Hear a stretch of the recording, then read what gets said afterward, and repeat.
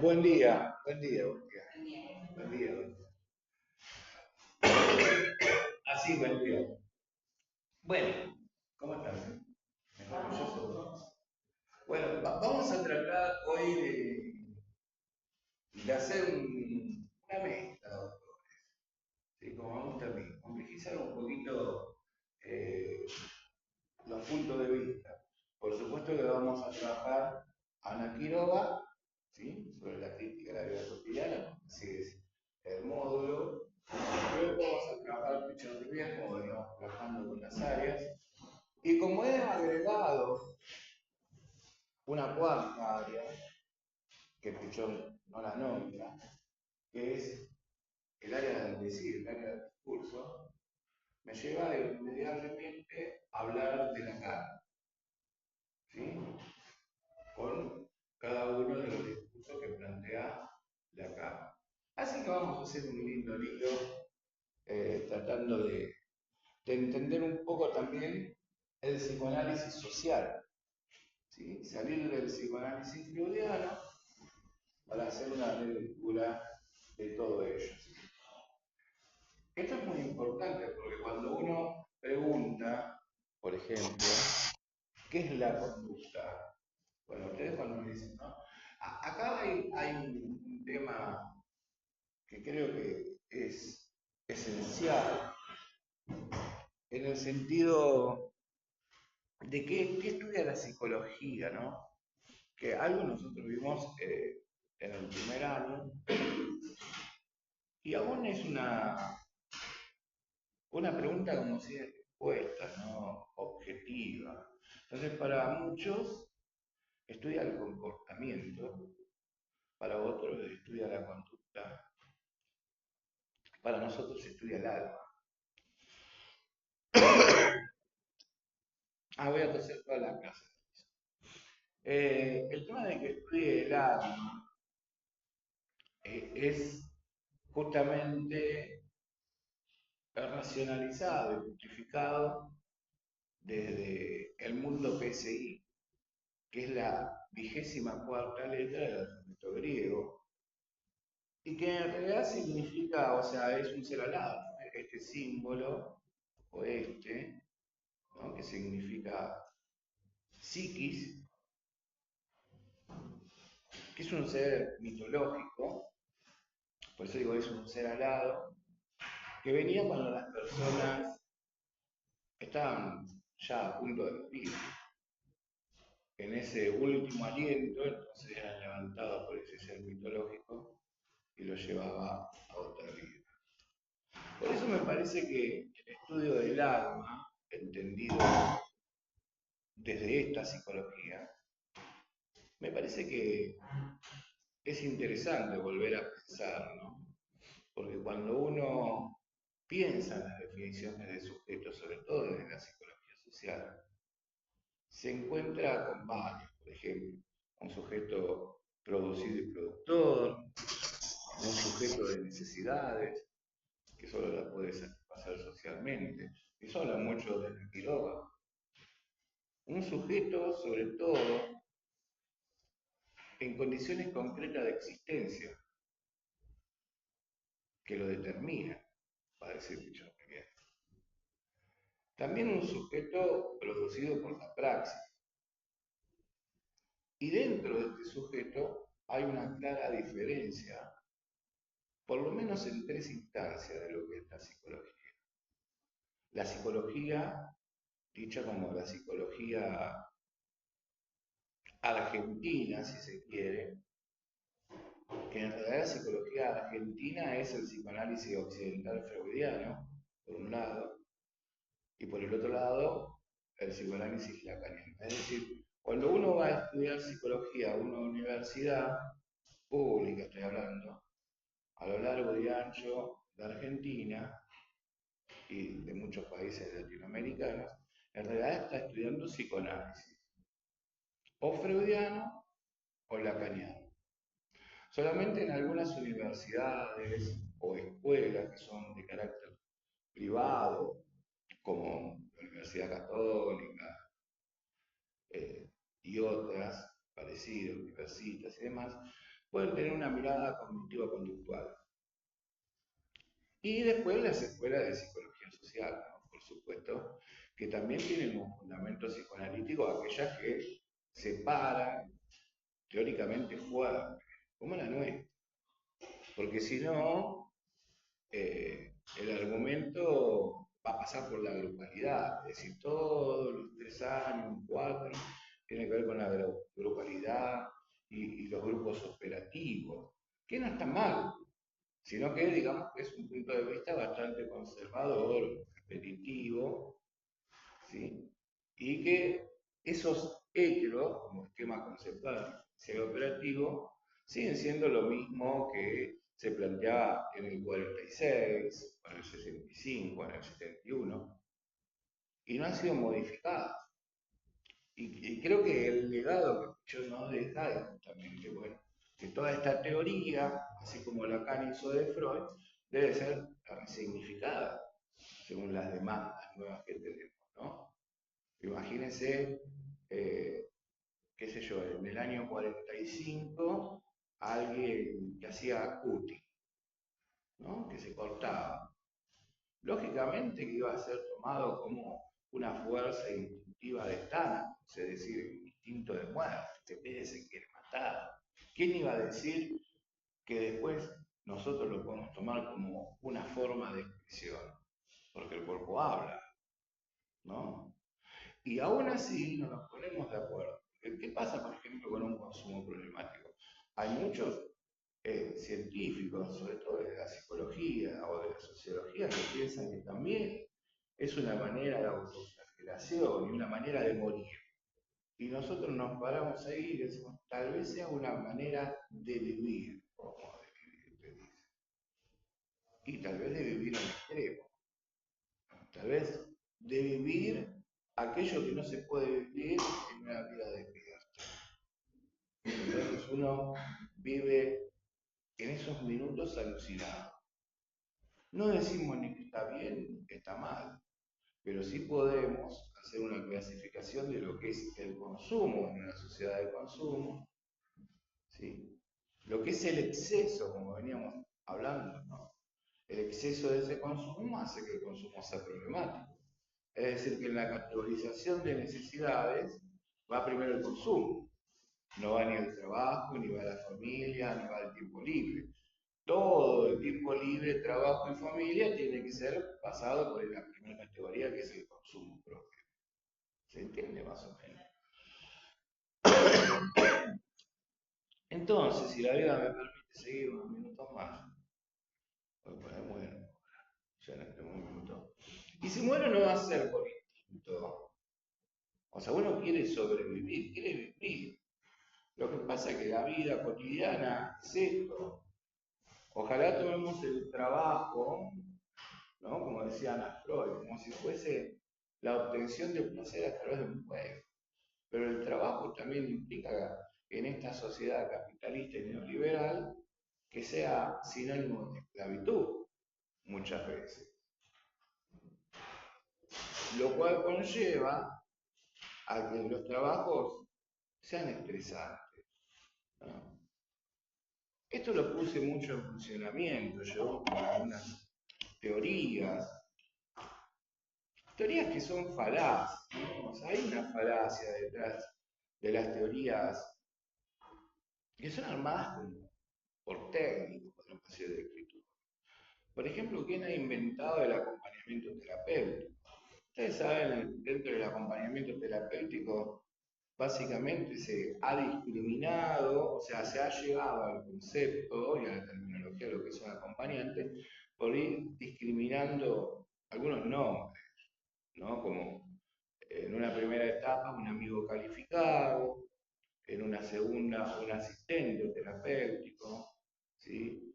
En una tercera, tal vez alguien que venga con un conocimiento, pero que sirva solamente para lo ambulatorio, hasta llegar a lo que es un acompañante terapéutico. O sea que se fue discriminando en términos de transferencia contra transferencia, simetría, distancia y cercanía.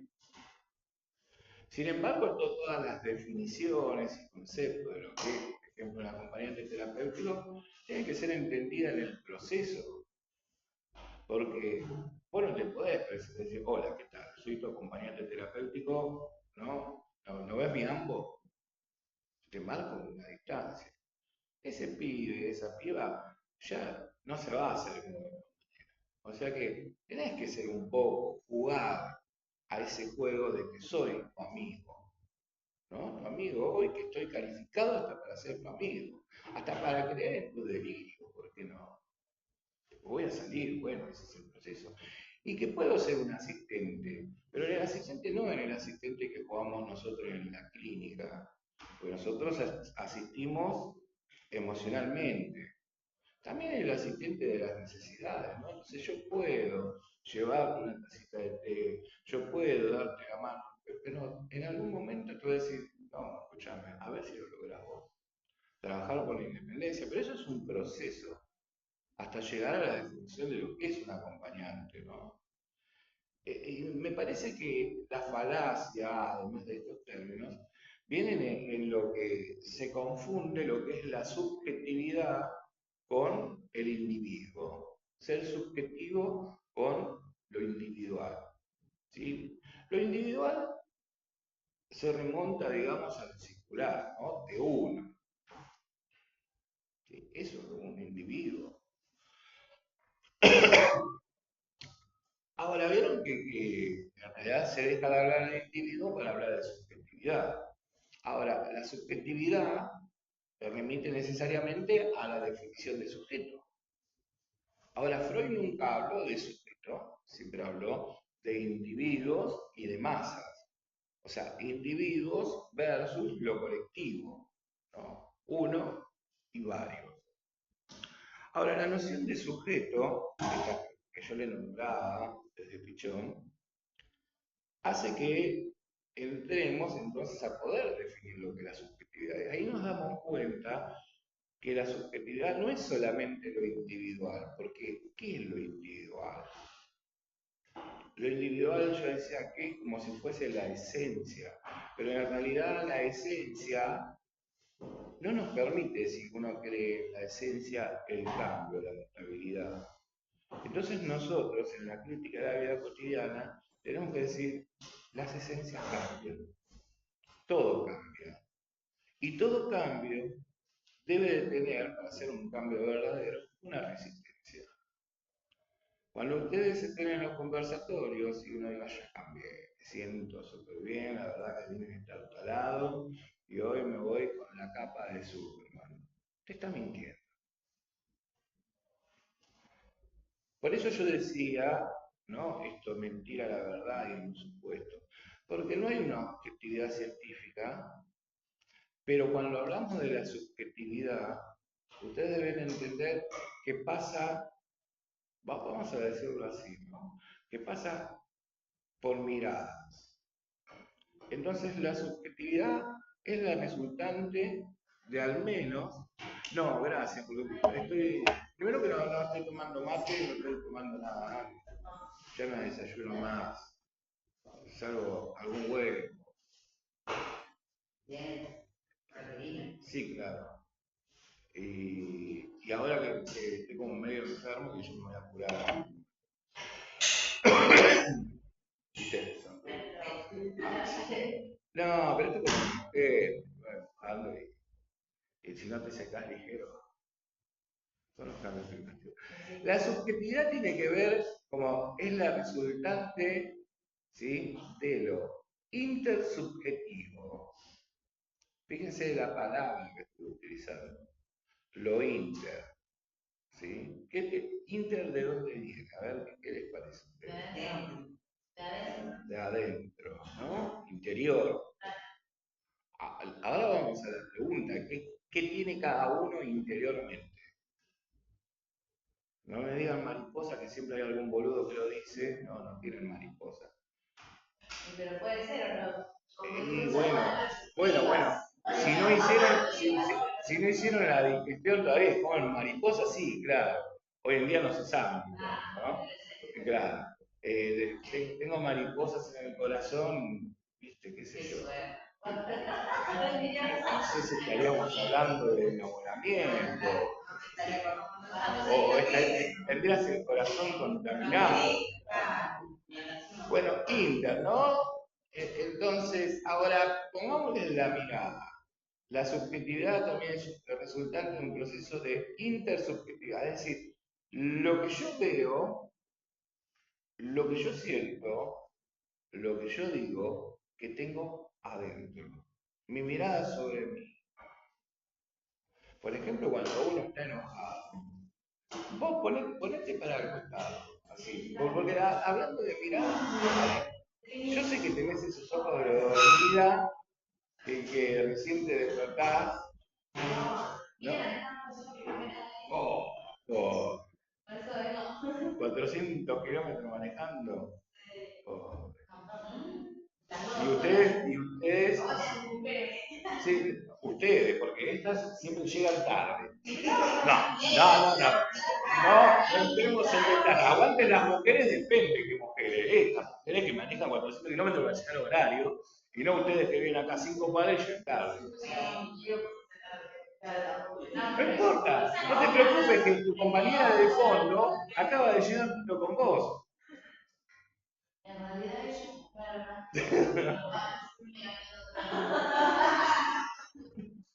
Bueno, te decía porque te quería ver, por eso, ¿no? Acá. Acá no. Yo, ¿por qué? Hay más chicas y más compañeras y compañeros que van a venir que también son de otro lado. Van a ir viniendo. Bueno, que quiera venir, que venga. Sí, tendríamos que organizar. Sí, claro, tendríamos que organizar. Lo que quieren, música, lo que sea. Hacemos jornadas completas. Ese es el espíritu pichoniano. Bueno, ¿por qué te decía? Porque lo inter también es poder ver, ¿no? Verse hacia adentro, como si fuera la introspección, ¿no? Como un mecanismo catártico. Esto sucede, decir, bueno, mi mirada, a veces tengo una mirada de decir, uy, mirá, qué lindo que estoy, decir, soy una mierda, ¿no? Pero en realidad vas a esa mirada ¿no? Interna, interior, también va hacia lo intra. Y ahí empezamos hacia lo intrasubjetivo. ¿Y qué significa lo intra? De afuera. De afuera, ¿no? Lo que ves. Bien, entonces, ¿cómo me ven los otros? ¿Sí? Entonces, lo que sucede acá, que puede haber una composición que muchas veces no es congruente, en el sentido, qué sé yo, que coincida, ¿no? Es decir, yo me veo, ¿no les pasa a ustedes a veces que hoy me levanté con todas las pilas y mirá, me siento re bien, y viene alguien y dice, che, ¿y esas canas? La mierda, me tiró todo abajo, ¿no? Es decir, fíjense la importancia de los discursos, pero también de la mirada de los demás. Si cuando alguien te mira fijamente, es decir, te está mirando bien, te está mirando mal, ¿no? Y sobre todo en algunas situaciones, porque por ejemplo, en esta situación que yo me presento ahora, ahí medio con tuberculosis, ¿no? ¿Ven? ¿Ven? El discurso, ¿no? Pero el discurso, claro, ahí está. El discurso que asusta también. Y que hace que marquen sus propias experiencias subjetivas. Ahora, yo diría, está bien, la tos esta que es infernal, molesta y todo, pero cuando uno comienza a toser, las miradas de los otros, ¿no? Ahí te están liquidando.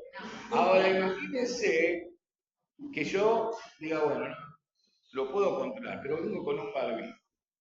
No queda nadie acá, ¿no? Porque claro, porque no ven ahora ustedes terminando a alguien en la calle y está con barbijo y dice, este algo tiene.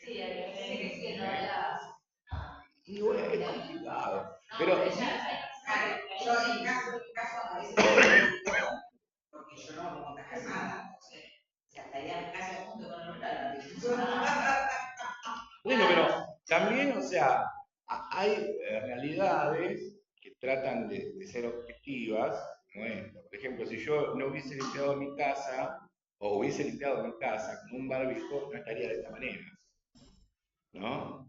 Pero bueno, ya poner un barbijo y mirarme al espejo frente al barbijo, no, con ese barbijo, lo intersubjetivo es decir, me remonta a las experiencias subjetivas vividas en pandemia. Y hay, sí, no, ando bien hoy con las alucinaciones, perfecto. Y hay, Nacho, no, tuvo un brote psicótico muy interesante que después va a ser analizado. Y también está lo transubjetivo, ¿no? O sea, intersubjetivo, transubjetivo y lo transubjetivo. Sí, estaría bueno que lo noten, ¿no? Entonces se lo voy a poner por aquí. Entonces, fíjense esto. Yo voy a poner intersubjetivo,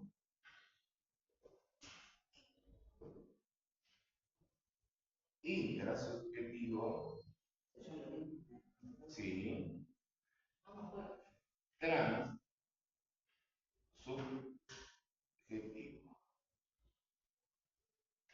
El resultante, subjetividad. El año pasado lo fuimos viendo. Claro, porque siempre vamos tocando como crítica a la vida cotidiana, pero no entramos a fondo. Yo lo que les recomiendo a todos y los que no vinieron todavía, que traten de buscarlo por la IA y por la inteligencia artificial. Búsquenlo.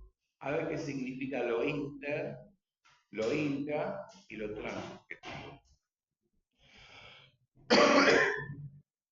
Hay veces que las palabras que nosotros utilizamos son palabras compuestas. Es decir, ustedes saben que la inteligencia artificial en la sociedad funciona por asociación. Entonces, no te puede hacer un análisis en la descomposición gramatical. Y es este uno de los problemas que tiene hoy nuestra juventud y nuestra sociedad, nuestro señor presidente. No se puede estudiar con inteligencia artificial porque ellos asocian lo que más o menos parece en esa asociación libre, pero no puede descomponer. Por ejemplo, si yo digo que es un síntoma, entonces te llega una definición, pero nadie diría que el síntoma es un conjunto de otros síntomas. No te podría hacer una composición de decir, bueno, ¿qué es un significante? Y darte alusión a que un significante en realidad es lo que vos ves que se esconde o que se muestra y que detrás hay otro significante. O sea que en este camino de la asociación de la inteligencia artificial vamos mal, así nomás, porque solamente existiría ver tu significante y que yo te dé un diagnóstico y una cura. O sea, que hay un supuesto saber dado con inteligencia artificial, que ahora vamos a ver cuál es. ¿Sí? Tal vez esté dentro de todos. Pero no te va a decir, por ejemplo, si uno tuviera una fobia a un sapo, te va a decir la definición de lo que es una fobia y por qué le tenés fobia a un sapo. No te va a componer y descomponer y hacer un análisis a ver por qué llegó a tener una fobia a un sapo. ¿Se entiende? Bueno, este es en el mundo que vivimos. Se termina el análisis y se asocia libremente en lo aquello que parezca parecido. Bien,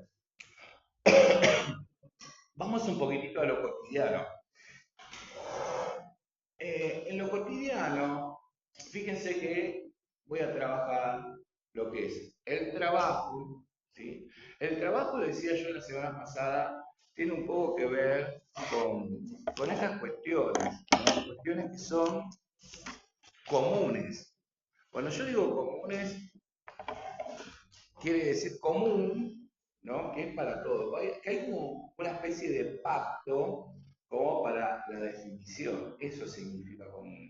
Un pacto preestablecido, colectivo, ¿no? Más o menos el trabajo para todos es como una acción planificada de que vamos a hacer algo y que por eso que vamos a hacer seguramente nos van a pagar algo, supuestamente, ¿no? Hay otros que pueden dividir el trabajo en lo que es un trabajo, en lo solidario y demás, pero también tiene un feedback en tanto la devolución de algo, ¿no? Vos trabajás solidariamente, pero para sentirte, qué sé yo, con cierto reconocimiento o gratificación. Si uno trabaja, sea para el otro, como pasó, ¿no?, en Bahía Blanca, ¿no? Y no tiene un reconocimiento, una gratificación, eso se va a la mierda.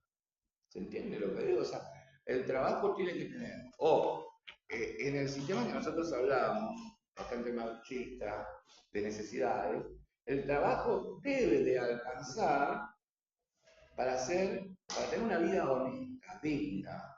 Es decir, para cubrir mínimamente, la canasta básica. Ahí es donde entramos nuevamente al concepto o la terminología o la concepción que Bichon hablaba de sujeto. Un sujeto de necesidades que solo se satisface en relación con el otro.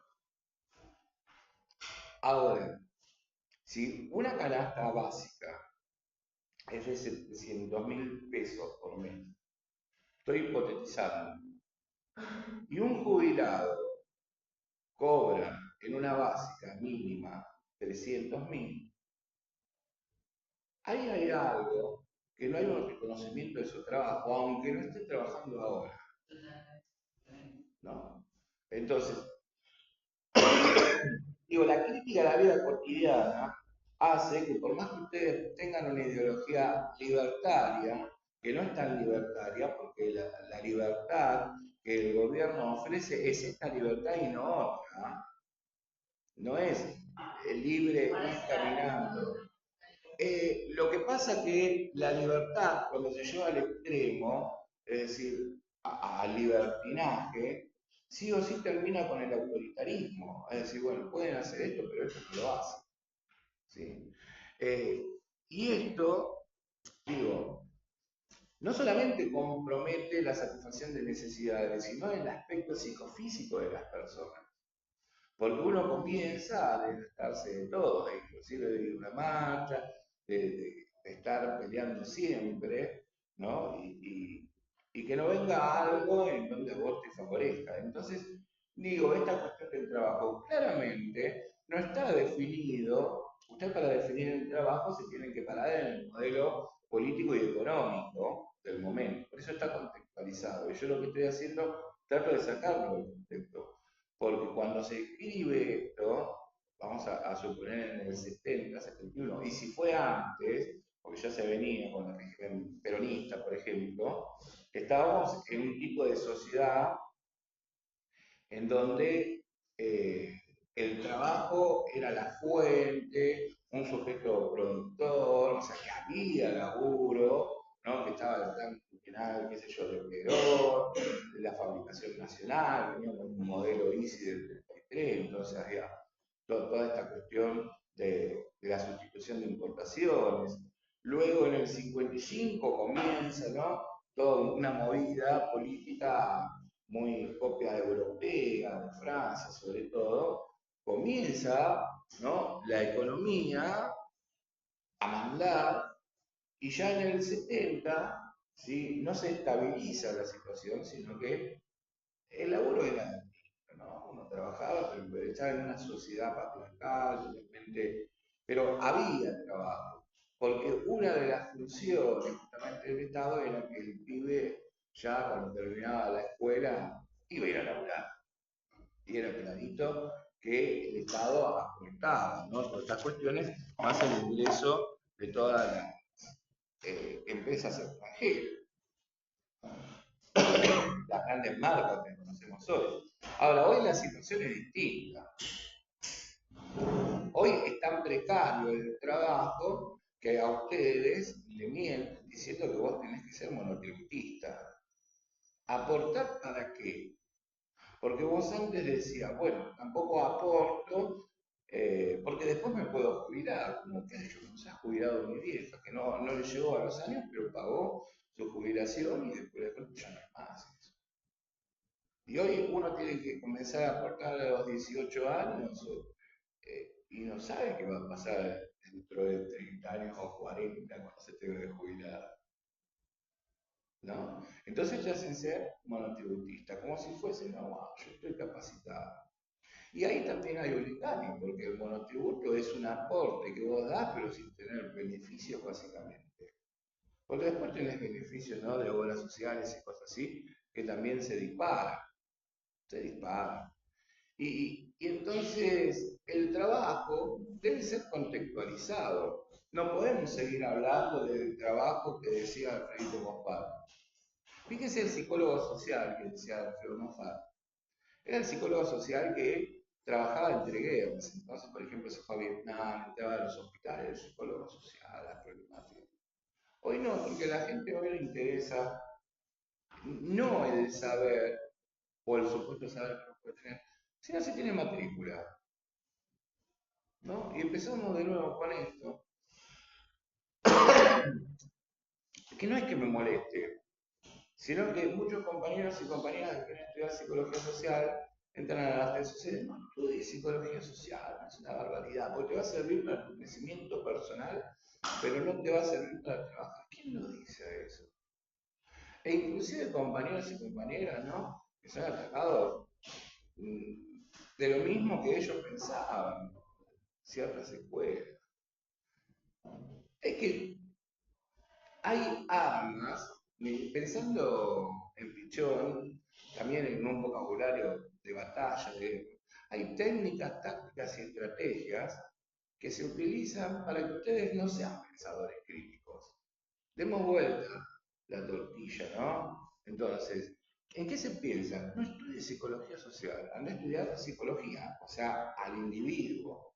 Pero no estudie psicología social porque no tiene matrícula, porque no vas a poder trabajar, porque no hay tantos psicólogos sociales. Pero sin embargo, o sea, lo que están diciendo son aquellos que desconocen, por ejemplo, las intervenciones verdaderas del psicólogo social, que son, es un abanico lleno, y aquellos que no quieren que vos seas crítico de un gobierno, crítico de un Estado, crítico de una institución, crítico de la discapacidad, de la inclusión, de todo lo que estamos viviendo. La crítica de la vida cotidiana es esto, es criticar el trabajo que yo tengo, ¿sí? Pero criticar ¿por qué? Porque entra una relación de poder, por eso lo voy a explicar desde acá. Una relación de poder que acá no hacía falta decir, hacía falta vivir. Entonces, Pichón dice, la conducta está definida por tres áreas, el pensar, el sentir y el hacer. Área uno, mente, área 2, cuerpo, y la tercera área que tiene que ver con la interacción, ¿no? Con ese sujeto que interacciona, que va más allá del gran esquema de la relación hospital, ¿no? Y gracias a eso puede llegar aquí mismo, ¿no? Puede llegar al concepto más importante, es el concepto de salud, que se llama adaptación activa a la realidad. Con lo cual,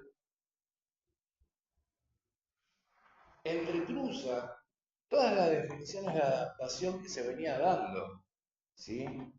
Este es el concepto de salud. O sea, uno cuando tiene salud, no lo tiene solamente en el equilibrio del pensar, sentir y hacer. No lo tiene en el perfecto estado biopsicosocial. Porque primero que ese perfecto estado pasa a ser relativo. Lo tiene cuando se adapta activamente.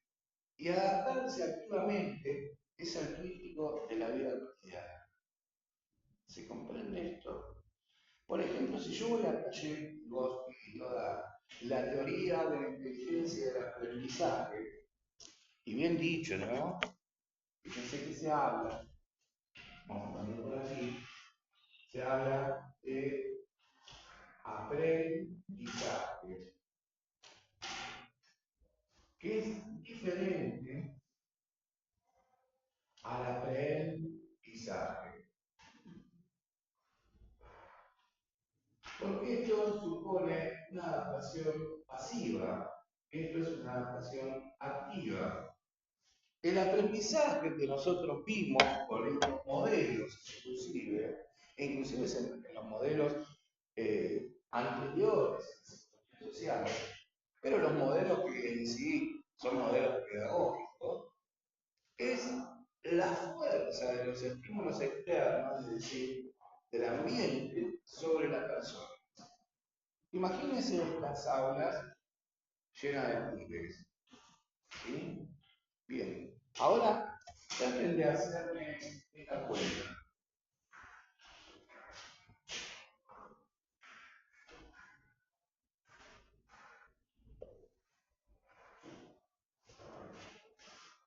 Háganlo. Y luego hagan un gráfico. Un gráfico de coordenadas de variable, ubicando los puntos de la coordenada. ¿Qué me miran con eso? Háganlo. Es un simple ejercicio. ¿En serio? Háganlo. Dice x al cubo más la raíz cuadrada de 27 es igual a x al cuadrado. ¿Qué pueden sacar de eso?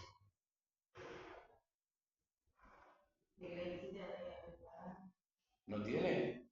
Saca una calculadora. No. ¿Cuál? ¿No tiene raíz cuadrada? Sí. ¿Cuál es? No. Vos estás acostumbrada a que hay una raíz cúbica de 27, la cual es 3. Pues yo podría sacar en números imaginarios. Porque estamos trabajando, fíjense cómo trabajamos. Un símbolo. El 3 sería acá, y acá trabajaríamos los imaginarios. Exactamente en ese discurso es donde trabaja Lacan. Lacan te va a decir que toda verdad en realidad no es tan real, sino que también es simbólica y también es imaginaria. Ahora, no iba con eso. Esto es simplemente para saber que ustedes no saben nada. Y simplemente es para poder ver y sostener que todos nosotros, acá me involucro, hicimos una adaptación pasiva. Nos sentamos ahí porque éramos alumnos, ¿sí? Faltos de luces, para que el docente, profesor, lleno de luces, transmitiera de manera pasiva y nosotros anotábamos, más en las chicas. ¿Pero para qué? No para ser crítico, ¿sí? Sino para escaparnos lo más ligero posible de esto, porque no entendíamos. Y lo entendimos, pero no lo aplicamos a la realidad, porque no pensamos en los símbolos, en lo imaginario. No pensamos por qué era Pitágoras y para qué se usaba, porque tampoco nos enseñaron eso. Eso es la adaptación pasiva. Teníamos un ambiente que cae sobre un niño, dice Piaget, y entonces el niño no le queda otra que aprender. Y entonces nace la inteligencia cuando supera el obstáculo. Ahora, Pichón hace como una magia, ¿no? Con todo esto, porque puede resolver estas oposiciones con el concepto justamente que utiliza, que tiene que ver con la dialéctica. La dialéctica es lo que le permite a Pichón decir, está bien, el ambiente es súper importante, ¿sí? Es súper importante, porque vos tenés un grupo de pertenencia, el cual te va a dar identidad, te va a decir, wow, ¿viste? Y vos te sentís. Ahora, también es importante el sujeto como vulnerable, ¿no? Y ahí resuelve que va a decir, bueno, un grupo de pertenencia te da pertenencia, pero también te saca, porque te va a exigir. Vos para pertenecer acá, te tenés que vestir de esta manera, tenés que escuchar tal música, que duela tales cosas, y tenés que aceptar tales otras. Entonces, ahí no es un aprendizaje pasivo, sino que ahí muestra la actividad del sujeto también en el ambiente y las influencias de un lado y del otro. Porque uno en un grupo puede influenciar fácilmente, muy fácilmente. Y cuando digo muy fácilmente, muy pero muy fácilmente. Yo puedo manipular a este grupo y hacer lo que yo quiera. Claro que algunos se me escapan, pero la gran mayoría yo puedo manipular. Como una persona que está en un consumo problemático de un discurso de poder. Pero también de ese poder se siente víctima. Entonces yo sintiéndome víctima, hago que alguien se sienta víctima. Y puedo manipular, ¿no? A través de la mentira. O a través del simbolismo, que me hace fuerte, como un león con una motosierra. ¿No? ¿Cómo entra lo real y cómo entra lo simbólico y lo imaginario? Entonces, a lo que dice esto, el aprendizaje tiene que ver con la apropiación instrumental del conocimiento al hacer algo. Que ese algo es la transformación de uno y la transformación de otro. No tiene que ver con aprender matemáticas, que diga, ah, qué bueno. Mirá cómo aprendí a contar con los dedos. ¿No? ¿No se acordás de Trini cuando juega al truco? Tiene 32 y empieza a contar, ¿no? Entonces digo, no le voy a cantar nada, porque perdón, sabe que le quiero mucho. A veces, ¿no? Pero en el truco es así, cuando uno está, ¿no? Así. Porque el truco es lo más lindo de la vida, porque es aprender las reglas para después mentir, como la vida misma. Entonces el otro está concentrado en mí. Tiene un montón, ¿no? Ahora vos podés manipular al otro y decirme, voy a contar toda la madre, pero y no tenés nada. Si me hizo comer 30, yo pensé que tenía más. No, yo no tengo nada. Pero ¿qué estaba contando? ¿Qué te importa que estaba contando? ¿No? Pero entonces el aprendizaje pasivo tiene que ver con esta cuestión. ¿Sí? ¿Dónde está? Y miren, en la crítica a la vida cotidiana, en las instituciones, en la pedagogía, y tiene 10 años, vive. Lógicamente maneja un método deductivo, hay capacidad de pensamiento, dice Piaget, ¿no? Entonces, perdón, está manejando toda metodología que entra dentro de las operaciones formales, abstractas, es decir, es el pasaje de los dedos, a la mente. ¿Sí? Ya no puede, ya no necesita el método concreto de contar 1, 2, 3, 4. ¿Se acuerdan el ejemplo que decía, ¿no? Cuando elaboramos esta incapacidad, entonces voy a decir, perdón por mi dibujo, ¿no? Y que tiene que ver con estar alineado. Debería decir que la nación a ver si puede hacer. Entonces, si estos son huevos, ¿sí? Estas son hueveras, más o menos. Tampoco son el ejemplo, ¿no? Pero vamos a suponer que son huevos y hueveras. Entonces yo le pregunto a un chico que no tenga capacidad de pensamiento, ¿no? Que podría ser jardín infante, pero podría estar también en lo concreto. A simple vista, ¿dónde hay más, huevos o hueveras? Entonces, alguien que esté manejando el símbolo, ¿sí? Por ejemplo, en el medio, 3 años, dice acá, pero porque está más desplazado, ¿no? Y alguien que esté en un plano concreto, pero sin intensidad de pensamiento, y ahora, 1, 2, 3, 4, 1, 2, 3, 4. Entonces, ¿dónde vamos? Acá. Pero se me quite 4, ¿no? Entonces ahí hay un aprendizaje, no te das cuenta, y ahí aparecen los TikTok de la abuela cagando la trompada, así, pero no entendés, nene. No, no entiende, porque todavía no puedo adquirir esa función. En cambio, cuando uno maneja simbólicamente, ¿qué es lo que no entienden los profesores? Que la E no es X, porque no existe en un mundo real, sino en un mundo simbólico. Entonces, ¿cuál es el valor de X? ¿Qué sé yo, profe? Si es X, X es lo que no es lo otro, ¿no? Y claro, te enseñan a explicar X. Y después me resulta que la X tiene que tener un valor real, ¿no? En el plano concreto, uno puede contabilizar, pero en el plano abstracto, ahí entonces pasaría al método deductivo, es decir, puedo deducir que más allá de las formas y del desplazamiento, hay cuatro, ¿no? Y entonces hay un método inductivo también que puedo llegar a trabajar, por ejemplo, con todo este despelote que hizo la Carmen. Ahora, la apropiación de un conocimiento para la transformación es otra cosa. Es saber que cada línea de la pared que están allí encima está hecho con Pitágoras. Pero ustedes no lo saben.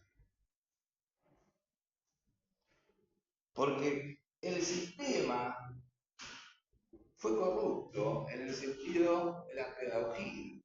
El sistema quiso enseñar diseños curriculares establecidos para aquellos que les interesaba la física, la química, la matemática, pero no para ser aplicables en la vida. Entonces no hay una apropiación instrumental, sino que uno vuela ligero, ¿no? Por ejemplo, yo en la escuela tenía francés, inglés, pero una palabra en francés que queda. Mentira, no te voy a decir nada, no me quedó nada. Y eso lo aprobaba con 10. ¿Sí? O sea que si uno no va practicando en la vida y no entiende el para qué, no podría saber de nada, ¿no? Como pasa con la mayoría. Y bueno, y es preocupante lo que sucede hoy, porque si hoy los mismos docentes te mandan a estudiar, bueno, como lo mandé yo, con la IA, pero yo lo mando en el sentido crítico, ¿sí? Hoy vos ponés y la IA todo, te pone todo, pero por asociación, no por la crítica. Bien, vayamos a esto.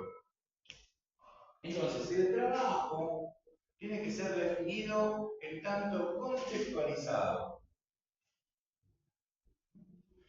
¿Y por qué yo hablaba de los niños y las niñas de ciertas edades que están atados como a una etapa cronológica? ¿No? Tenés 10 años, entonces tenés que estar en quinto grado. Si estás en quinto grado, tenés que manejar operaciones abstractas. Ah, sí, sí, en Capital Federal, aquí en Buenos Aires.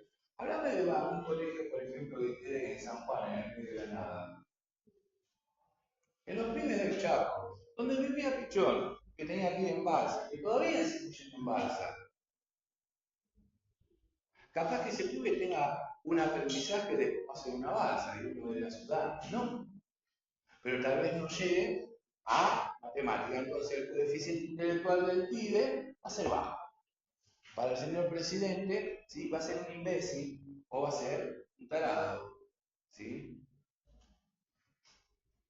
Porque caemos en modelos antiguos, en donde ya a partir de una teoría que manejamos desde el 2010, que significa, esta teoría se llama de funcionamiento adaptativo, en donde se desestima la curvatura normal y las escalas percentiles, que es lo que usamos en psicología para hacer las comparaciones. Primero la psicología comparada y luego con varias aplicaciones de test, ¿no? Y entonces, bueno, ahí nosotros encontramos que en una curva normal, por ejemplo, ¿sí? Estas medidas, que acá sería lo normal, el 70, y acá vamos a poner 90, pero como está todo dividido en percentiles, ¿no? Se va evaluando cada uno. Lo que nosotros vemos es que se une acá, se van juntando y se van deslizando hacia los extremos. Por lo tanto, el término idiota, imbécil y demás, es decir, todas estas pruebas que se hicieron con el nombre de coeficiente intelectual, en realidad no tiene la validación si no se toma la contextualización del lugar. O, por ejemplo, preguntarle al pibe qué comió anoche. Porque un pibe que fue abusado sexualmente el fin de semana, seguramente en el coeficiente intelectual, es decir, en la prueba psicométrica, le va a salir mal. Bueno, me fue la mierda, ¿no? Yo ya me perdí. ¿Sí? Porque el coeficiente intelectual ya no está funcionando, está en la reserva. ¿Sí? Lo que quiero decir es lo siguiente, que no se puede tomar la definición del trabajo sin ser contextualizado, ni la de coeficiente intelectual, que quiere decir la inteligencia, sin tener en cuenta el contexto. ¿Se comprende? O sea, el contexto tiene que ser analizado. Ustedes lo van a analizar este año, y el año que viene en lo que nosotros llamamos análisis FODA, ¿sí? ¿Se acuerdan? Algo había nombrado yo el otro día, que tiene que ver con qué? Con la fortaleza, las oportunidades, ¿sí? Las debilidades, las amenazas, pero lo vamos a hacer cruzado, porque contextualizado en cada uno de los contextos, puede ser que las amenazas sean oportunidades, ¿sí? Y esto es lo que nosotros vamos a ver, ¿sí? Esto es lo que vamos a ver. Bien, vamos aquí. ¿Qué quiere decir el tiempo? Bueno, el tiempo, en este sentido del tiempo, ¿cómo estamos con el tiempo? ¿Sí? ¿Estamos bien con el tiempo? La gané bostezando. El tiempo también está contextualizado. Ahora, ustedes pueden creer, y esta es una de las teorías que traje hace ya, bueno, desde la pandemia, que vengo pensando esto anterior a la pandemia, pero la pandemia fue el punto clave para modificar y resignificar todas las teorías, e inclusive psicoanalíticas, sociológicas, de la psicología social. El tiempo, ustedes pueden creer que el tiempo viene como, de alguna manera, en etapas, es decir, segmentario. Si para ustedes el tiempo es de esta manera, entonces, lógicamente, están atados a un biologicismo. Porque ahí, al igual que Piaget, va a decir, bueno, de cierta edad tiene que manejar. ¿Quién te dice a vos que lo tiene que manejar si no tenés en cuenta el contexto?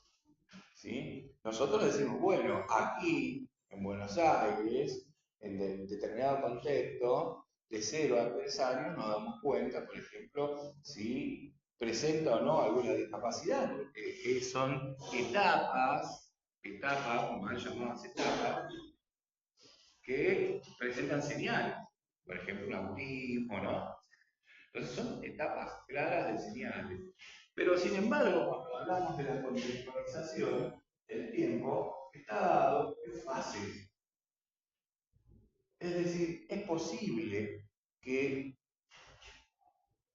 en las fases haya progresión, es decir, sube, haya la regresión,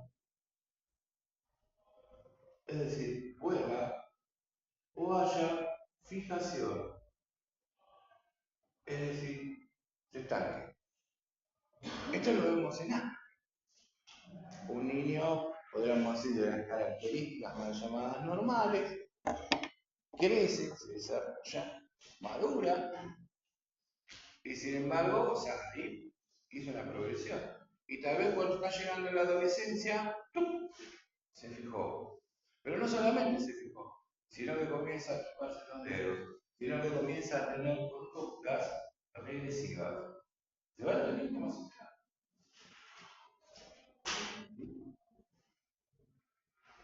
Sí. Bueno, entonces el tiempo debe ser medido en cuestión de lo que es el tiempo para ustedes. ¿Sí? El tiempo también se contextualiza. Por eso hay una dificultad en poder asistir al otro y estar con el otro. Porque si el tiempo sería normal, ¿qué sería lo normal? Hay una naturalización de lo normal, que justamente es una construcción social, que lo vamos a ver bien la semana que viene, la construcción social y cultural de, por ejemplo, el tiempo. ¿No? El tiempo es lo que ustedes quieran que sea, porque está contextualizado. Hay un tiempo que está en un parámetro, pero ese parámetro es un invento. Hay, como dice Charlie, ¿no? es un inconsciente colectivo que determina lo que es o lo que no es normal. Ahora, fíjese esto, cuando yo hablo de fases, es mucho más interesante poder, ¿no? Y más pertinente asistir a las personas. Porque ¿quién dijo que vos tenés que, ¿no? Estaba hablando anoche justamente con una persona. ¿Y quién dice que vos, o sea, después... No, hay una frase de Diego Dorina que me gusta mucho. Bueno, si me vas a engañar, avísame en los primeros 15 días. Así dijo del corazón en el heladero. Porque después de 20 años va a ser muy doloroso. ¿No? Y de eso habla un poco yo. Entonces, ¿cuál es el tiempo que uno tiene que elaborar el duelo de una separación? Hay un tiempo, pero hay un tiempo en donde vos digas, acepté, ya está, se fue con otro, se murió, me quedé solo. Y llega un punto que lo tenés que aceptar. Pero la aceptación es el punto final, como nos enseñaron en la maldita escuela psicológica. ¿Hay una aceptación o se trata de fases? Hoy acepté, pero a la noche, no sé, porque me volvió a doler. ¿Hay aceptación de que se murió tu hijo? No, hay adaptación. Hay adaptación. Hay adaptación que debería ser activa, en el sentido de aprendizaje y de resiliencia. O sea, las teorías de etapas están mal, porque a vos te dicen está de una manera segmentaria pero piramidal. Listo, llegué a la aceptación. ¿Cuánto tardaste? 2 años. Ah, 2 años, hace 2 años lo logramos. ¿No? Y como digo yo en el ejemplo que tiraba en el Congreso Internacional, que debe ser el único, sí, el único loco que tiraba ahí, te decía, y a vos te toca un domingo de lluvia, ¿viste? Acostumbrado a hacer cucharita, y no está, ¿no? Y de fondo suena San Mi Soledad y yo. Y de pronto, Facebook, ¡ping! El recuerdo, y sí, claro, éramos muy jóvenes. Es el suicidio que te viene a buscar, la soledad y la muerte. Por eso, lo que ha creado el capitalismo son estos discursos. Lo que ha creado el capitalismo es una cadena de síntomas. No nos enseñaron que era fácil. Hoy está bien. Y dentro de 5 minutos se te cruzó con la cabeza y está mal. Y lo importante es esto, poder no solamente aceptar, porque uno acepta, no va por la vida caminando aceptando, es blanco, es negro, pero todo dice que no es blanco. Sino esto, ¿no? Es de aprendizaje, adaptarse pero activamente. ¿Y por qué querés cambiar? ¿No? Y ahí entonces, cuando vos te apropias instrumentalmente, aparece esta palabra que todo el mundo usa, que tampoco quiere decir que te vaya a preparar para las próximas pérdidas, porque nadie puede estar preparado, pero por lo menos entender algunas cositas, ¿no? Que es la resiliencia. Que a diferencia de la resiliencia en física y química, esto lo habíamos charlado, la resiliencia tiene que ver en física y en química y en biología es volver a un estado anterior. En psicología y sobre todo en psicología social no tiene que ver. Tiene que ver con apropiarse y entrar en la crisis, sobrepasar la crisis, sobreponerse y salir más fortalecido. Porque salir con más herramientas. ¿Sí? Ese es el sentido de la definición de la resiliencia. Bueno, un poquitito porque si no, Trinidad me va a matar, pero lo tengo bien, me parece. No sé qué es. Bueno, entonces, para que ustedes entiendan que dentro también de lo que van a ser nuestros asistidos y dentro de los conversatorios, ¿no? Por eso yo, señorita, usted allá, la última. Yo tengo un tema con lo normal que trato de sacarlo de un vocabulario, ¿no? Y trato de sustituirlo con lo esperado. es esperable. Fíjense si yo hablo de un duelo normal, como decía Freud. Entonces, si es normal, no necesitaría un acompañamiento, por ejemplo, porque es normal. ¿Se entiende lo que digo? Los normales, entre 70 y 90, no necesitan acompañantes. Ahora puede ser que tengan entre 70 y 90 de coeficiente intelectual y tengan unos quilombos emocionales terribles y que no pueda controlar, ¿sí? Ni identificar cuáles son los ríos emocionales. ¿No les pasa a ustedes? Yo siempre que hablo, ¿no?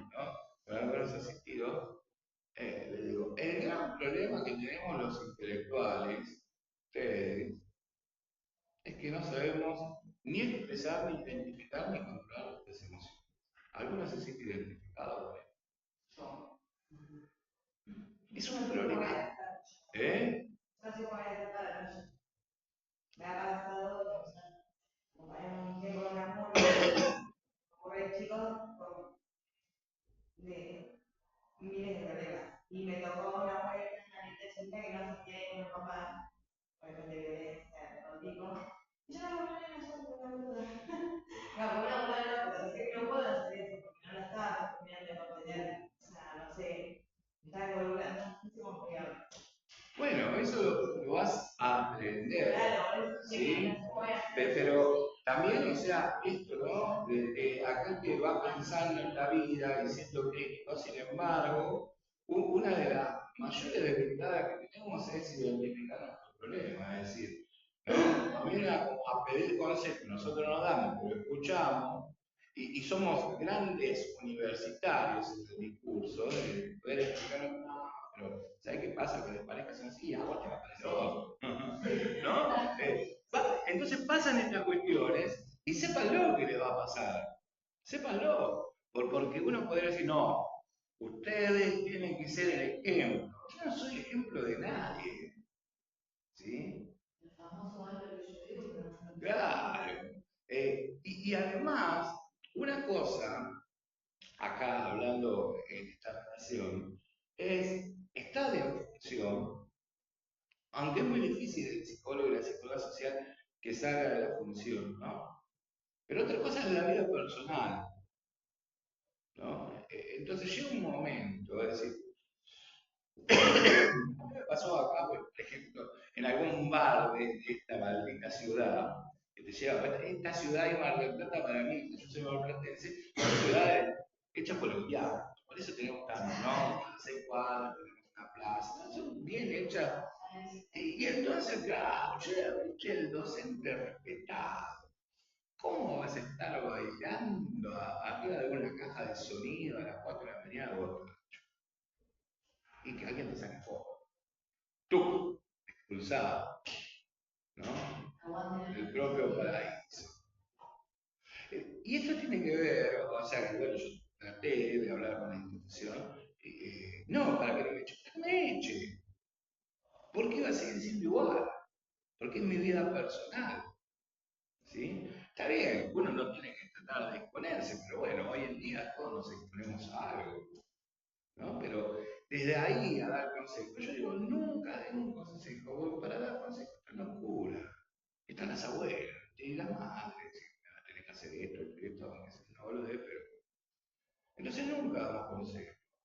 Ese, ¿y a vos qué te pasa? Decime, ¿no? Bueno, que el consejo se lo dé la propia persona. Además nos liberamos de la culpa después que si le damos un consejo y se te va por el no, bueno. Y se salvó, me lo dijo el psicólogo, ¿no? El psicólogo social clínico. Entonces, bueno, ahí hacemos como Poncio Pilato. Yo no dije nada. Yo interpretó. Tampoco lo hagan así, porque esto después se va a ver por todos lados, ¿vieron? ¿De qué está diciendo? Claro. El tiempo, el tiempo que tenemos encima, que nos lleva apresuradamente a ese encuentro divino con la muerte, ¿no? Porque por eso tenemos que estar, como la pinga dice, ¿no? Con la muerte y la esquina, compartiendo algo. Entonces ese tiempo debe ser entendido como fase. Ahora, ahí hay algo que mi quiroga dice, bueno, el tiempo se vuelve propio. Solamente se vuelve propio cuando uno deja de trabajar. Pero cuando en el tiempo, que es libre, ¿no? Se apropia de ese tiempo para hacer algo productivo con la propia vida. Entonces la pregunta es, ¿qué haces en tu tiempo libre? Duermo. Ok. Yo le pregunto, ¿no? Por ejemplo, a muchos adolescentes, muchas adolescentes, duermo. ¿Cuánto dormí? Todo mi tiempo. O sea, puede ser productivo psicofísicamente, pero o sea, si siempre te dormís, hay algo de lo no productivo también. ¿Se entiende lo que digo? Uno puede estar cansado, entonces la pregunta sería, ¿estás tan cansado, tan cansada para dormir tanto? Bueno, cada uno usa el tiempo libre en lo que quiere, ¿no? Pero digo, de apropiarse del tiempo libre, ¿sí? Significaría también usar la creatividad, ser creativo, para no trabajar. Porque si ya ustedes trabajan siendo creativos, ya su tiempo libre cambia, ¿ven cómo se contextualiza? Pero la mayoría de los trabajos, al menos que quieran venir, invitados serán ustedes a estar aquí, pueden ser creativos. Pero la mayoría de los trabajos no son creativos, son máquinas que obedecen a otras máquinas, ¿no? Imagínate.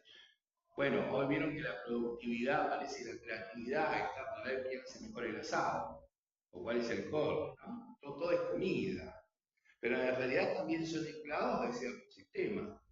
Entonces, cuando uno es creativo, ¿qué hace? Proyecta algo, un proyecto, ¿sí? Proyecta en el otro para con otro e introyecta, ¿sí?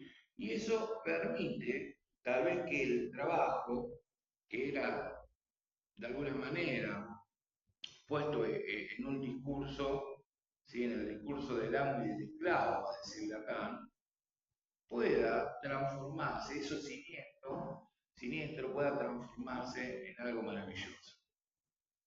Y el arte tiene que ver con esa capacidad creativa, ¿no? Creadora, que puede crear algo.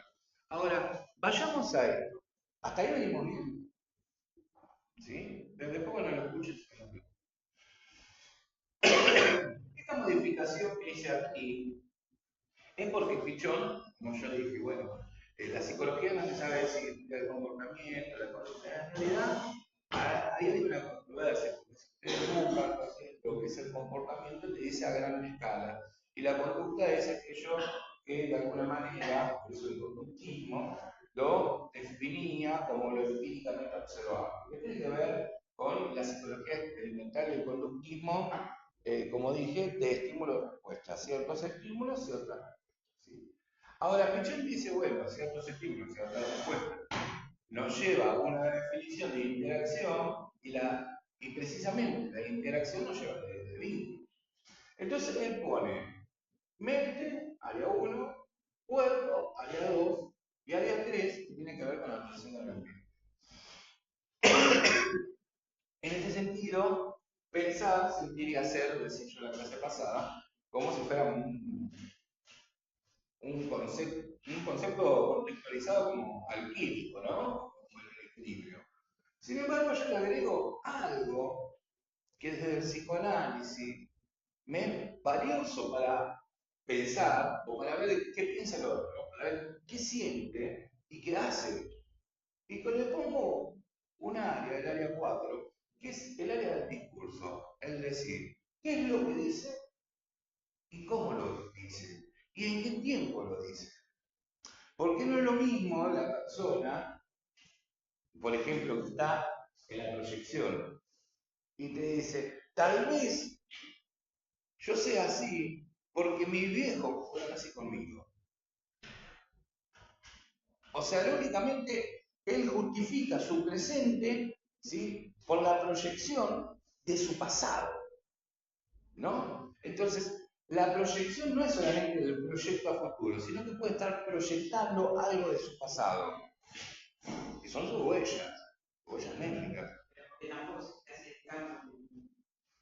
Esa es tu hipótesis. También puede ser verdadero lo que dice.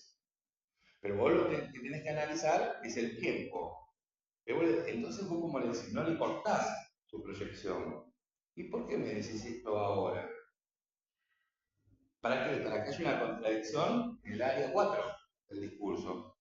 No, me parece. ¿Y por qué te parece? Y entonces comienza a hablar del pasado. Pero ese pasado tiene que ver con tu presente. Y entonces por allá alguien dice, y siempre va a ser así. Entonces ahí te dice una proyección al futuro, ¿no? Entonces fíjense que el decir está en ese pretérito, en el pasado, en el presente y en el futuro, en los tres tiempos. Por eso cuando digo, bueno, para no me proyecto, digo, decime ahora, decime ahora, ¿qué es lo que vos sentís ahora? ¿Qué es lo que pensás con esta separación? ¿Y qué pensás en este momento hacer? Sí, me voy a suicidar, ¿no? Y entonces ahí, con algunas teorías, ¿por qué te vas a suicidar? Si el tiempo son fases.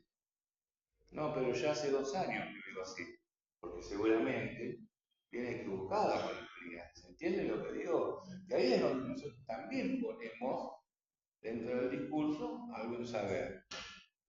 Ahora, en esta relación que yo pongo, porque el decir para mí se transforma en esta posibilidad. ¿Cuál es tu supuesto saber? ¿No? ¿Qué es lo que vos sabés? Porque vieron cómo hablan las personas, son todos psicoanalistas, son todos psicólogos.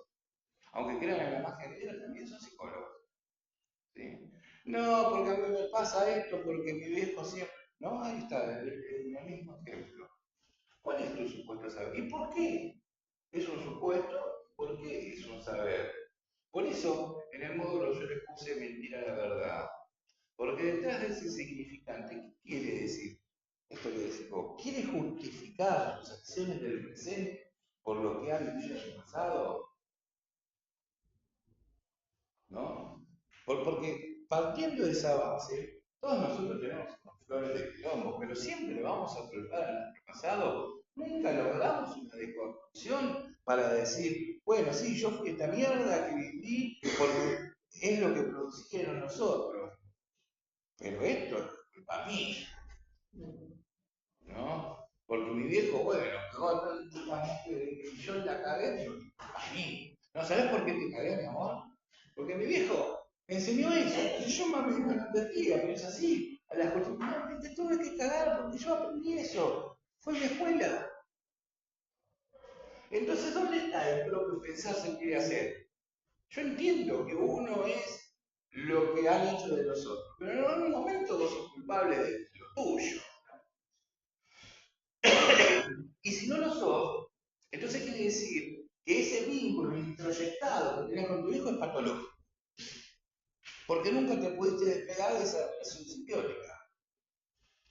Claramente hay cuestiones que involucran, ¿no? A los padres, porque tienen que ver con la idea del vínculo, ¿no? Y hay siempre eclipseo o patrones repetitivos. Por eso se acuerdan de esto de la identidad como ide como igual. Siempre tenemos cosas iguales, pero en algún momento tenemos que decir que tengo un montón de cosas parecidas a vos, pero hoy ya no. Nunca más. Porque eso te genera angustia. Ser igual al otro, sin tocar la conciencia, hace que vos no seas vos. ¿Sí? Fíjense qué pasa, bueno, ahora tenemos la posibilidad de compañeras que están en Lorenzo Varela en el sistema carcelario. Fíjense qué sucede. Ellos no son responsables de nada, sino que la escuela de la casa. Parte de ellos tiene razón, porque los padres, porque esto, porque lo otro. Pero lo pueden tener cuando uno es niño. Ahora, si después de niño pasa a la adolescencia, pasa a la juventud y sigue lo mismo, quiere decir que no le importó cambiar, que encontraba una gratificación en lo que hacía. ¿Se entiende lo que digo? ¿No? En esta contextualización, por eso yo estaba tan en contra, y sigo tan en contra de Vidal cuando decía que los pobres no llegan a la universidad. O sea, yo entiendo las condiciones concretas de existencia que planteaba Pichón. Es decir, mis viejos fueron cartoneros. Yo viví como niño dentro de todo de esta contextualización de ser cartonero. Cartonero sin matrícula, ahora veo que están matriculados, ¿no? O otra cosa. Pero igual nos persiguen. Entonces, ¿qué aprende el niño en niña? Porque si es una esponja que todo lo absorbe, a ser cartonero, ¿no? Y creo que ahí Moffat también, cuando habla de la pobreza y la locura, eh, creo que en esa época sí, ¿no? Que habla de los anillos de la marginalidad. Entonces va dibujando ciertos anillos de la marginalidad, ¿no? Y entonces dice, bueno, ¿dónde se para cada uno? Y si se puede pasar, si son anillos que son permeables o no. Y él decía que, por ejemplo, los niños de la calle, ¿no? Viven dentro del anillo de la marginalidad, en donde no hay permeabilidad para pasar a otros aros. Lógicamente que algunas contextualizaciones tienen que ver, pero por ejemplo, el ser carpelero, ¿no? Se va a encontrar con un mundo de cartoneros, pero también se puede encontrar con algunos pibes que te dicen, ¿por qué no venís a la escuela? ¿No? Y salir de ahí. Ahora, si la gratificación la encuentra el ser cartonero, no la mueve. Me pasó hace 2 o 3 días, por segunda vez, en un supermercado donde hay una nena pidiendo. Lógicamente, que las primeras veces que la vi, digo, pobrecita, como bueno, está en una situación de calle, pero ¿qué pide? Un yogur, una leche, ¿no? Comida, en la puerta de un chino.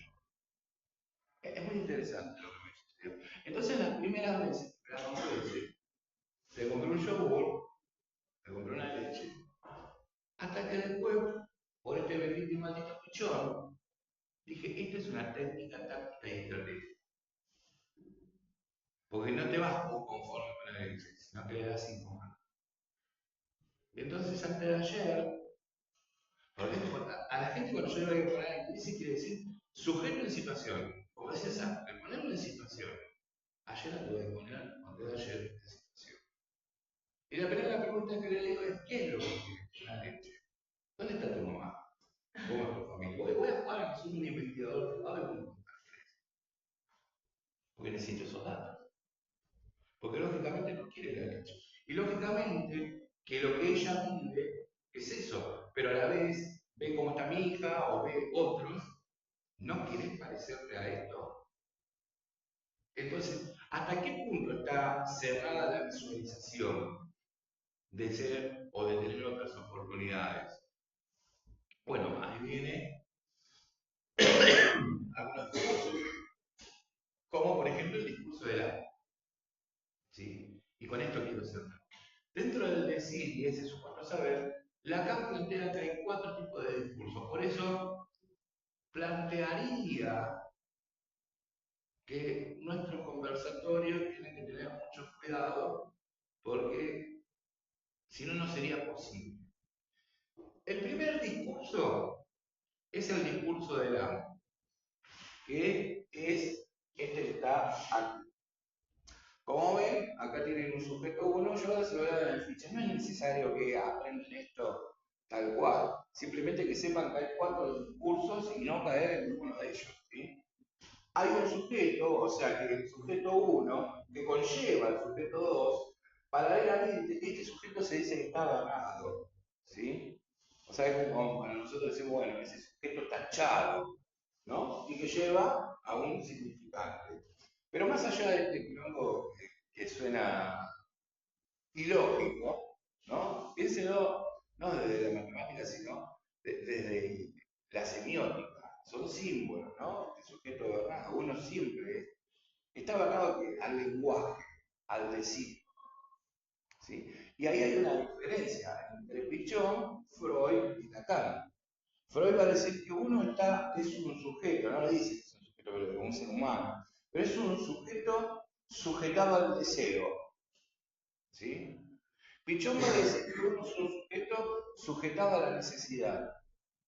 Y Lacan va a decir que uno es un sujeto sujetado al lenguaje, que sin el lenguaje no puede demandar ni su deseo ni su necesidad. ¿Entendieron eso? No, un lindo choclo. Claro, porque sin el decir, si yo no digo, ¿cómo digo lo que quiero? ¿Cómo digo lo que deseo? ¿Cómo digo lo que necesito? Y ahí me articula con Pichot, porque está bien, bueno, yo no lo digo si quiero, ¿no? Sino que lo hago. Lo que no puedo decir y poner en palabras, lo puedo hacer en acción, en acto, ¿se entiende? Ahora, si no lo hago, porque tal vez esté en el discurso del amo, si lo haces te rompo la cabeza. Al amo, tengo miedo, ¿no? Entonces, ¿qué hago? Somatizo. Mi cuerpo, mi sentir, comienza a decir, me alejo. Es una manera de pensar, ¿sí? Ahora, quédate quieto, ¿por qué haces así? ¿Por qué te mueves? ¿Qué tenés, Parkinson? ¿Qué miedo de que seguimos? ¿Sí? Con el discurso del amo. Si hay un amo, hay un esclavo. Entonces, ¿qué hago? Como no me dejan expresar por mi cuerpo, no me dejan hacer, no me dejan decir, entonces me vuelvo loco. Puedo crear un mundo imaginario de alucinaciones y delirios, en donde puedo expresar libre mi locura. Y decir que soy el portavoz de tu poder. Bueno, me fue el carajo, ¿no? ¿Se entiende? Ahora, el discurso del amo, volví a similitud con la realidad de pura coincidencia. El discurso del amo es aquel que necesita de esclavos. Es aquel que pone un trabajo de esclavitud y que también va a poner un tiempo libre para poder explotar lo peor. ¿No? Fíjense, en la época de la esclavitud, también le dejaron un tiempo libre para que se vayan, se emborrachen y al otro día, chao, y lo mataban, ¿no? Porque no es siempre trabajando, porque si estás siempre trabajando te morís. Entonces necesitas un tiempo libre. Los esclavos también tenían el tiempo libre. Pero digo, en el discurso del amo es hacer lo que yo te digo, pensar lo que yo te digo y sentir lo que yo te digo o lo que yo siento, porque soy tu amo. Y vos no te podés levantar. No hay ningún mecanismo de sublevación, porque un esclavo no se puede levantar a reír, ¿no? Entonces, ese es el discurso del amo. El discurso del amo, en lo que sería la asistencia, en lo que sería la terapia, por eso saco esa palabra y a eso iba a llegar. Saco la palabra terapia que concilia con tratamiento y hago un conversatorio, porque en el discurso de la terapia suele haber un amo y suele haber un esclavo. Y entonces, como amo, yo te digo, hacé tal y tal cosa. Y vos como esclavo respondés. ¿Se entiende esto? Por eso hay que tener cuidado. Yo no digo, se ha utilizado la palabra terapia en lo que ustedes quieran, con animales, con instrumentos, todo. Yo hago musicoterapia, zooterapia, quinoterapia, ¿sí? Pero la terapia, si hoy en día cambiamos esos términos y revalorizamos, no es conveniente usar la palabra terapia. ¿Sí? Además que la terapia, lógicamente, ha algo de estos discursos, tanto del esclavo, ¿sí? Como del amo, como el discurso universitario del saber. ¿Quién va a terapia? Que no sabe. ¿Quién efectúa terapia? Que sabe. Entonces, le queda también un discurso universitario.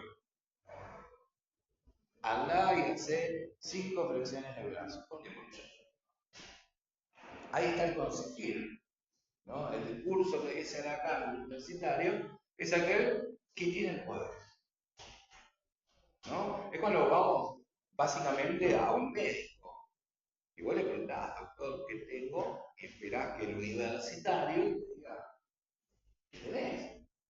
Ahora nosotros estamos parados en otro lado. Que es esta la frase que le digo. ¿Y qué sé yo? Entonces cortamos con el discurso universitario. No somos universitarios. O sea, si bien lo somos, por el estudio que tenemos, no nos validamos en un presupuesto saber, sino que le otorgamos el otro saber. Es inversa la profesión. ¿Se entiende lo que digo?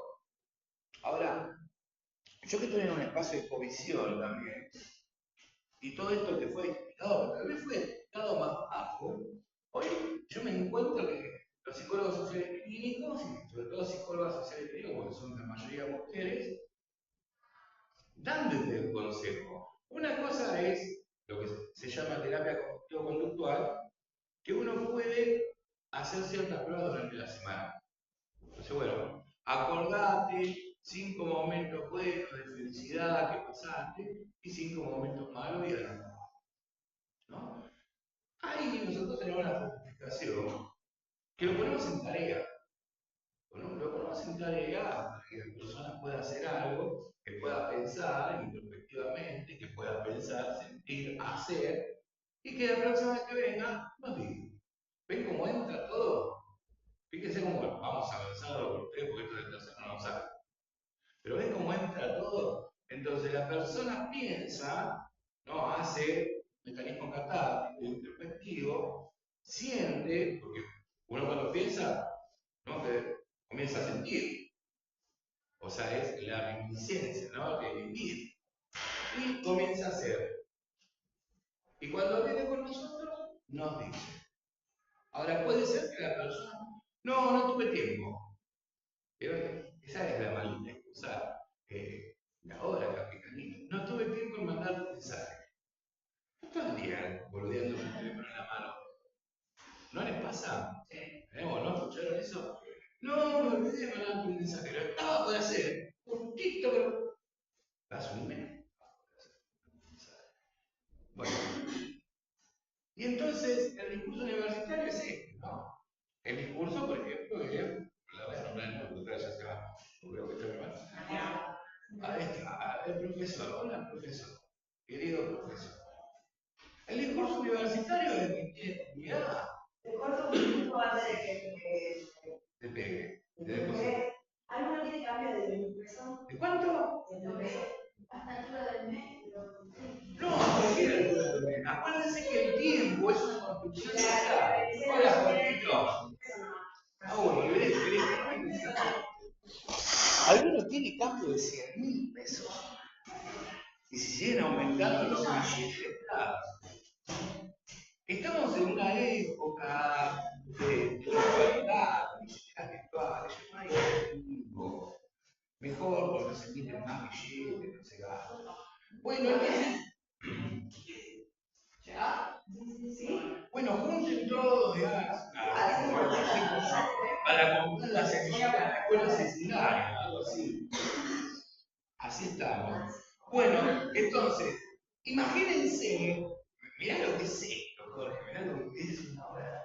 Imagínense que el discurso del amo no solamente viene en el discurso real, porque el discurso, como le dije hoy, en la operación matemática, lleva 3 instancias de análisis. Lo real, pero también lo pesado de lo simbólico. ¿Y qué es el simbolismo y lo imaginario? Que no es solamente el imaginario de otro, sino lo que hace que vos imagines. Un discurso del amo que aparece, ¿no? Con un nombre simbólico de león con un autocierre. ¿No? Loco. ¿Por qué? Porque básicamente el discurso debe ser totalmente agresivo para dejar a otro parado en el lugar del Estado. Por eso en el análisis que nosotros hacemos, como asistencia emocional, no nos podemos parar en el discurso de ese saber absoluto, porque somos amos, no sos esclavo de tu sí. Entonces vení por mí. Tampoco nos vamos a parar, tampoco, en el discurso universitario, andá y hacé lo que yo te digo. Eso se lo dejamos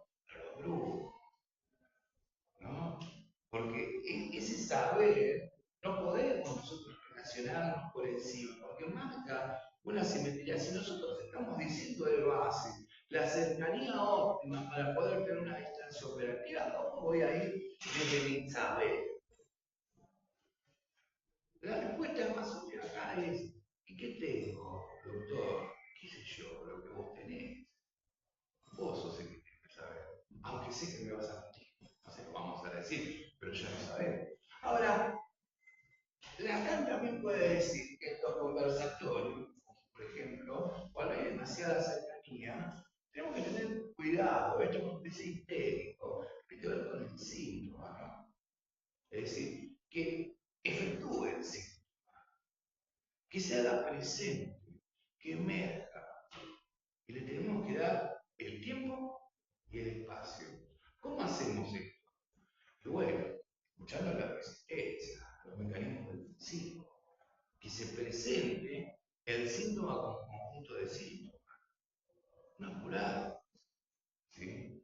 Pero, bueno, como el tiempo es una construcción social, no vamos a estar como, ¿no?, un psicoanalista freudiano, nos pone 25 minutos, no, cuando estamos en el primer lugar, ¿se acuerdan? Ustedes son nervitas. Allá en el consultorio psicoanalítico está el ojito con el arma, volvió loco, y sonaba, ¿no? No, bueno, un tiempo que más o menos es esperable, ¿no? En donde se puede presentar. Y si no se presenta, y bueno, pongan y empezar a poner a la gente en situación. ¿Qué tiene que ver con eso? Bueno, yo le digo ponerlo en crisis, que a veces es mal tomado. Pero ¿por qué poner en crisis? Ponerlo en una situación para que a mí me permita anticiparme. Por ejemplo, vamos a poner un acompañamiento terapéutico de un chico con autismo. Un pibe con autismo a 9 años. Y los acompañantes terapéuticos en el primer acercamiento se enamoran. ¡Qué divino el pibe! Pero como si la madre me dijo que se partía la cabeza contra la pared, le pegaron. No sé. Entonces vos vas a hacer un espacio de provisión. Decís, ponelo en crisis. ¿Cómo ponelo en crisis? Ponelo en crisis, porque hay algo que no te está diciendo. O es el portavoz de algo que está diciendo la familia y no es así, o verdaderamente en algún momento va a estallar y vas a salir de ahí. Entonces, ¿qué te sirve a vos ponerlo en una situación extrema para ver cómo actúa, para poder anticiparte al próximo acto y para enseñarle, sobre todo, darle herramientas para que la propia persona pueda tener herramientas de esto del aprendizaje que vamos a ver? ¿Sí? Y después, este discurso de la lista que implica, ¿no?, esa separación, que de alguna manera en algún momento tiene que haber una simetría, ¿sí?, de dejar que el otro diga, aunque nosotros le decimos, bueno, decís vos, pero detrás de ese significante hay otro. Así que miren qué lindo despelote que hicimos, porque es ahí el caótico, ¿sí? Y estamos terminando bien. Entonces, vamos a como hacer un resumen, sobre todo para los chicos y chicas que han quedado ahí, que no ven. Cuando hablo de la crítica, recuerden que voy a utilizar ya un método específico, ¿no? Que tiene que ver. Vamos a nuestro método. Por lo menos el método que vamos a plantear hasta ahora. La primera tiene que ver con la observación.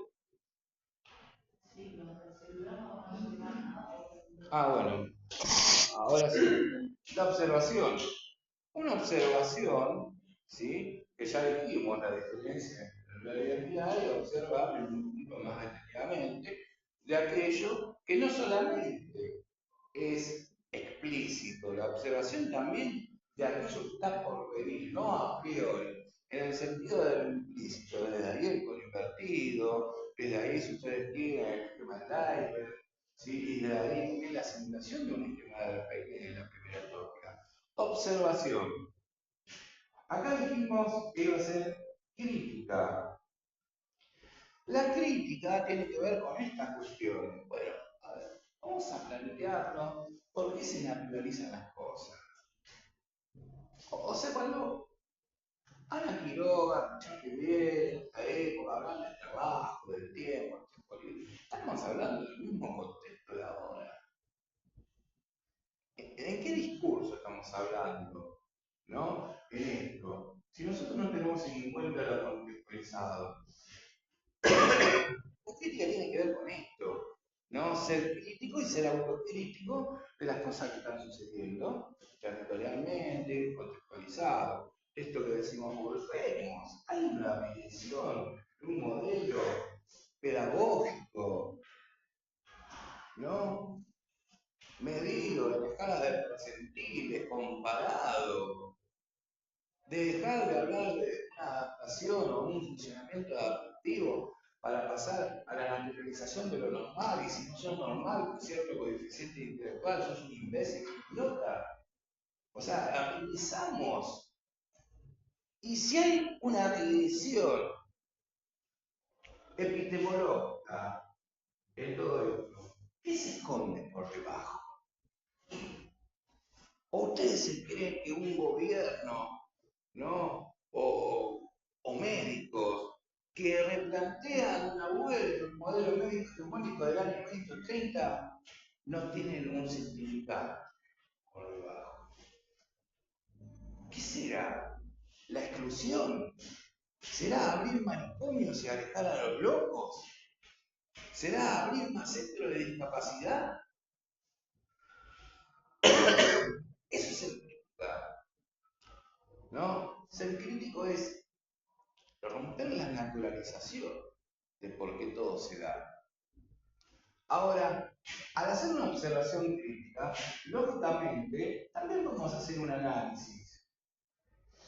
En el análisis en el sentido de descomponer todo, ¿no? Diría Darío Seca, desmontemos, vamos a desmontar, vamos a desconstruir. ¿Qué significa? Bueno, todo esto es una construcción social, lógicamente, ¿no? Como vimos, un concepto de subjetividad construido a partir del intersubjetivo, intersubjetivo y transubjetivo. O sea, un proceso de construcción. Ahora, yo quiero que todo esto, todo lo que yo escribí, desconstruir. Quiero analizarlo, quiero desmontarlo. No quiere decir que lo voy a destruir. No voy a destruir a Freud, no voy a destruir a Lacan. Miren lo que hicimos nosotros los autores. Es eso, desmontarlo y poder articularlo según las demandas nuevas. Una modificación, si ustedes quieren, o transformación del hecho. Porque hay un legado que es muy importante. Y ese legado, ¿sí? Debemos readaptarlo a las demandas de hoy. Y si hacemos una observación crítica, analítica, ¿sí? Lógicamente, para nosotros, en nuestra parte, es clínica. Ahora, la clínica, vuelvo, ¿no? A este concepto. La clínica no tiene que ver con la clínica del modelo médico hegemónico, del modelo del paciente que espera y del médico que advertida cuando termina de fumar lo adquiere. Tiene que ver con la clínica de rompe la simetría. Tiene que ver con la clínica de yo me acerco, yo te doy un abrazo. Con la clínica que no estuvo presente, que en pandemia lo vimos nosotros, que la gente se moría más por perder los vínculos que por el COVID mentiroso. ¿Sí? Entonces, los diagnósticos y todo eso corresponden a un modelo que vuelve o se quiere imponer nuevamente en un modelo médico hegemónico del paciente, del enfermo. Ya nadie dice que el enfermo puede ser portavoz de toda la enfermedad, sino el enfermo se enferma. Y se vuelve a llamar al adicto y se vuelve a llamar, ¿no?, al sidoso, que estamos volviendo con esos rótulos. Ustedes no saben lo que es algo.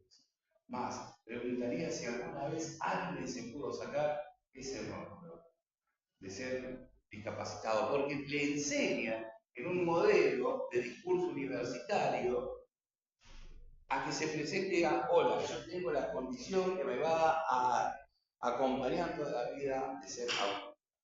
Entonces, si es una condición determinante, es como cuando hablamos del tiempo de la etapa, ¿no? La etapa del duelo normal. Si es normal, no implica que uno pueda acompañar. Al contrario, porque es normal hacer eso. Es normal. Bueno, pero nada más. Van a tener una lectura complementaria. No se vuelvan locas, ¿sí? Que tiene que ver con un poquito esto, para que vayan entendiendo cómo fuimos poniendo la articulación, cómo fuimos poniendo la articulación de los discursos. No se enreden en esto, ¿sí? En esto de la franchita y demás, simplemente vayan leyendo para comprenderlo, ¿no? ¿Y por qué yo planteo el área 4, es decir, y ahí es donde el área 4 le da los tipos de discursos? Porque uno, como les dije, trabaja sobre el discurso, ¿sí? Ahora, cuando hay una anulación del decir, ahí yo puedo analizar, ¿sí?, el hacer. Cuando se anula el decir y el hacer, voy a trabajar sobre el sentir. Y cuando se anula, sobre el pensar. Pero casi siempre las personas tratan de hablar y de decir. ¿Sí? Bueno, nada más, chicos y chicas, tengan buena vida. Será hasta el próximo año.